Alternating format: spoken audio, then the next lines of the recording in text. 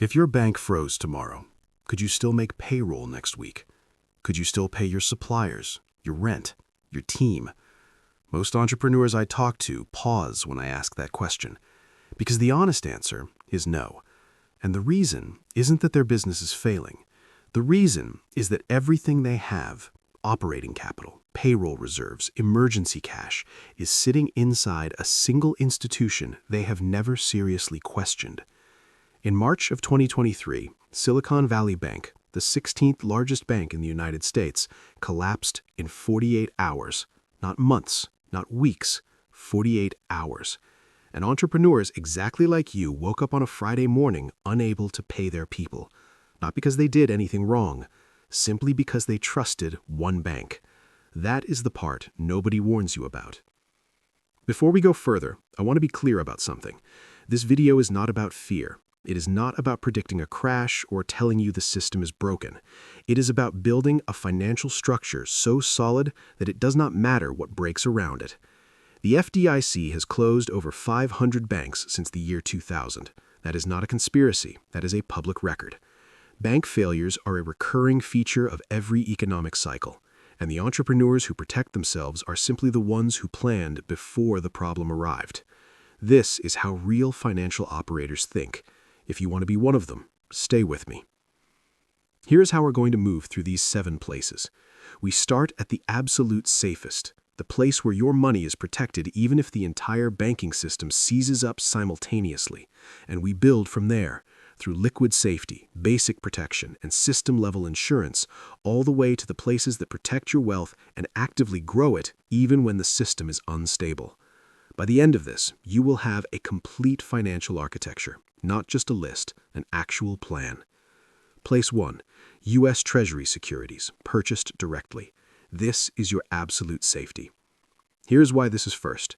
When you buy Treasury bills through treasury-backed.gov, the U.S. government's own platform, your money doesn't sit in a bank. It doesn't sit with a broker. It doesn't sit with any financial intermediary at all.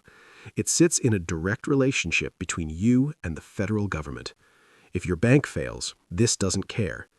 In 2023, while SVB depositors were frozen and panicking, every entrepreneur holding treasuries through Treasury Direct experienced zero disruption. Zero. Because a commercial bank collapsing has absolutely no bearing on a direct federal obligation. The rates are competitive, often matching or beating high-yield savings accounts. Interest is exempt from state and local tax. Minimum purchase is $100. There is no simpler, safer place to park cash reserves. None. Absolute safety. No institution stands between you and your money. Place 2. Government-only money market funds. This is your liquid safety. Here's something most people get completely wrong, and it costs them in every major crisis. Most people think all money market funds are safe. They're not. There are 2 types. One is safe in a crisis, one is not. The difference is what they hold inside. Prime money market funds, the dangerous kind, invest in corporate debt and bank instruments. When banks are in trouble, those underlying assets get impaired too. In 2008, one major prime fund collapsed below $1 per share. It triggered a nationwide panic and required emergency government intervention to stop the bleeding. Government-only money market funds invest exclusively in U.S. government securities. During that same 2008 crisis, they held. No panic, no collapse, no intervention. For entrepreneurs who need cash accessible within 1 to 2 days, Fidelity, Vanguard, and Schwab all offer government-only options. One thing to check before you open anything: the fund must hold government securities only, not corporate paper, not bank debt, government only. This single distinction could be the difference between accessing your cash in a crisis and losing it. Liquid safety, Treasury-level protection with same-day access. Place 3. Strategic multi-bank FDIC coverage. This is your baseline protection. You already know the FDIC insures deposits up to $250,000 per institution. What most entrepreneurs don't do is act on what that actually means for them. Every dollar above $250,000 in a single bank is uninsured. In an SVB-style failure, those dollars become part of the bankruptcy estate. You become a creditor. You wait in line. You hope. Anything above that limit is a risk you are choosing, whether you realize it or not. The fix is straightforward. Spread your reserves across multiple FDIC-insured institutions. Keep each one under the limit. If managing multiple bank relationships feels complicated, platforms like Wealthfront Cash and Betterment Cash Reserve automatically distribute your deposits across networks of partner banks, giving you millions in FDIC coverage through a single account login. One more thing. SVB appeared completely stable the week before it collapsed. Never let an institution's apparent stability be your reason for concentrating there. Baseline protection, your minimum viable financial architecture. Place number 4, physical precious metals, held outside the banking system. This is your system failure hedge. And this is where it gets genuinely different from everything above. Physical gold and silver, held directly by you, not through an ETF, not through a certificate, not through a bank-managed account, exist completely outside the financial system. They cannot be frozen, they cannot be made inaccessible by a failing institution. They have preserved value through every banking crisis, every currency collapse, and every sovereign debt restructuring in recorded history. I want to be precise here because this section gets misrepresented constantly. This is not an argument to move your life savings into metal. A deliberate allocation, financial planners typically suggest 5 to 15% of liquid reserves, held in a secure non-bank facility or a properly equipped home safe is all that is required. Think about it this way. A tenant paying rent does not care what is happening at your bank. Neither does gold. Gold has no counterparty risk. Silver has no counterparty risk. Every other place on this list depends on some institution functioning correctly. This one does not. System failure hedge, the place that works when everything else is temporarily broken. Place number 5, offshore and multi-currency accounts. This is your geographic diversification. I want to address something immediately because I know what some of you are thinking. Offshore accounts are not a gray area. They are not a loophole. Properly structured accounts at regulated institutions in Switzerland, Singapore, or the Cayman Islands are completely legal, fully transparent, and reportable under FBAR and FATCA regulations.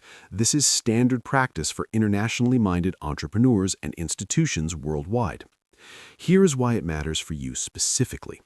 When a domestic banking crisis hits, it hits your domestic currency and your domestic institutions at the same time.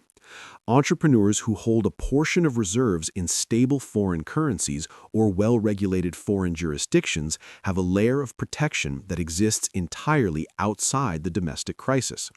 Your Swiss franc account doesn't care what is happening to your US dollar account. The Swiss banking system has maintained continuous operation through 2 world wars and every major global financial crisis of the past century. That stability is not marketing, it is institutional history.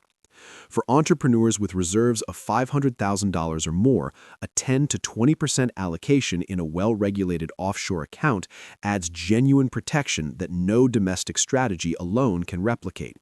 Geographic diversification, protection from a crisis that is national, not just institutional.